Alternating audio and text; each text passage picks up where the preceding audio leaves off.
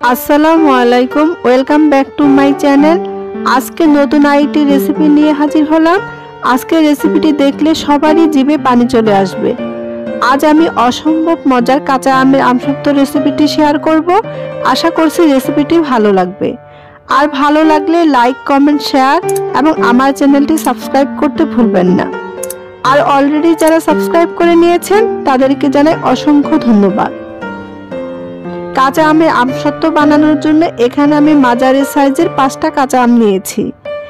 এবার এই আমগুলো খোসা ছাড়িয়ে ছোট ছোট টুকরো করে কেটে নিব। আমগুলো ছোট ছোট টুকরো করে কেটে ধুয়ে পরিষ্কার করে নিয়েছি। এবার একটি প্যানে আমের টুকরোগুলো দিয়ে 1 মগ পানি ও কিছুটা লবণ দিয়ে মিডিয়াম হিটে 6 থেকে 7 মিনিট ভালো করে সিদ্ধ করে নিব।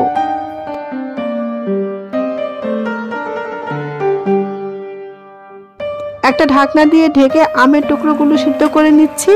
এতে করে আমগুলো দ্রুত সিদ্ধ হয়ে যাবে।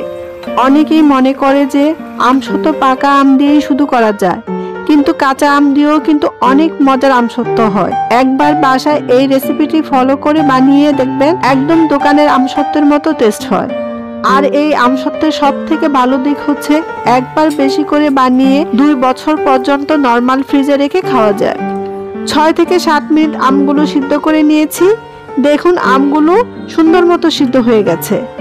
আর আমের টুকরোগুলো একটু চেপে দিলে আমগুলো গলে যাচ্ছে। এই পর্যায়ে আমগুলো চুলা থেকে নামিয়ে নিয়ে হালকা ঠান্ডা করে নিব। আমগুলো কিছুটা ঠান্ডা হয়ে গেছে।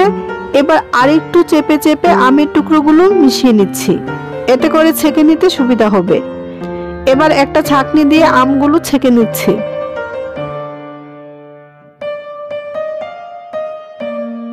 আমগুলো ছাঁকা হয়ে গেছে।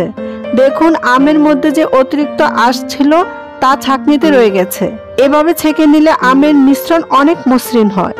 এবার এই আমের আঁশগুলো ফেলে দিব। আপনাদের যদি খুব বেশি তাড়া থাকে তাহলে ব্লেন্ডারে ব্লেন্ড করেও এই মিশ্রণটা তৈরি করে নিতে পারেন, তবে ছেঁকে নিলে সব থেকে বেশি ভালো হয়। এবার ছেঁকে নেওয়া এই আমের মিশ্রণটা একটি প্যানে ঢেলে নিচ্ছি। এবার এই আমের মিশ্রণে দিয়ে দিচ্ছি চিনি। চিনি এখানে আমি 1.5 কাপ পরিমাণে দিয়েছি, তবে চিনিটা আপনারা আমের টক বুঝে বা আপনাদের পছন্দ মতো কম বেশি করে দিবেন। দিয়ে দিচ্ছি সামান্য বিট লবণ। এই আমসত্ত্বটা একটু টক মিষ্টি ঝাল ঝাল করার জন্য এখানে 1 চামচ চিলি ফ্লেক্স দিচ্ছি, তবে আপনারা চাইলে শুধু মরিচ গুঁড়াও দিতে পারেন। কাঁচা আমের কালারটা আনার জন্য এখানে সামান্য গ্রিন ফ্রুট কালার দিচ্ছি। এই কালারটা দেখার সৌন্দর্যের জন্য দিচ্ছি। এই কালার দেওয়ার জন্য এই আমসত্ত্বের স্বাদের কোনো পরিবর্তন হবে না, শুধু দেখতে সুন্দর লাগবে এই যা। তবে এই কালারটা না দিতে চাইলে স্কিপ করতে পারেন। এবার ফুড কালারটা আমের মিশ্রণের সাথে ভালো করে মিশিয়ে চুলাটা অন করে দিব।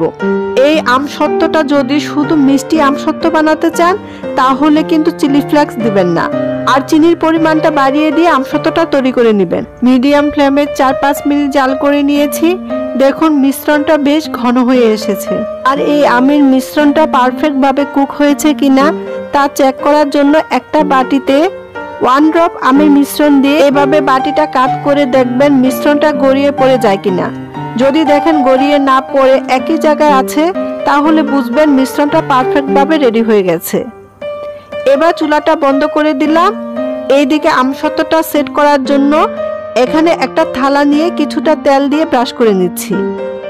এভাবে তেল দিয়ে ব্রাশ করে নিলে আমসত্ত্বটা শুকিয়ে গেলে খুব সহজেই উঠে আসবে। আজ আমি স্টিলের থালায় আর সিলভারের থালায় আমসত্ত্বটা করে দেখাবো, তাই দুটো থালায় তেল ব্রাশ করে নিচ্ছি। তেল ব্রাশ করা হয়ে গেছে। এবার আমের মিশ্রণটা দিয়ে ভালোভাবে ছড়িয়ে নিব। আর লক্ষ্য রাখতে হবে যাতে সব দিকে সমান হয়। আজ আমি এখানে একটা থালায় পাতলা করে আমসত্ত্ব বানাবো, আর একটা থালায় মোটা করে আমসত্ত্ব বানাবো। আমের মিশ্রণটা দেওয়া হয়ে গেছে।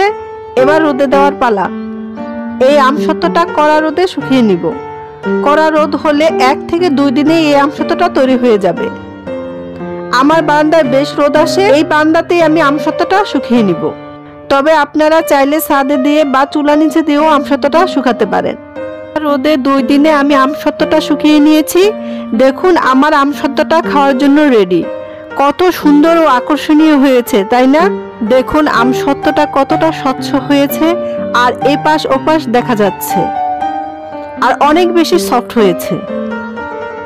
এই কাঁচা আমের আমসত্ত্বটা এত বেশি টেস্ট হয়, আপনি না খেলে বুঝতে পারবেন না। এবার আমি আমসত্ত্বটা রোল করে নিচ্ছি।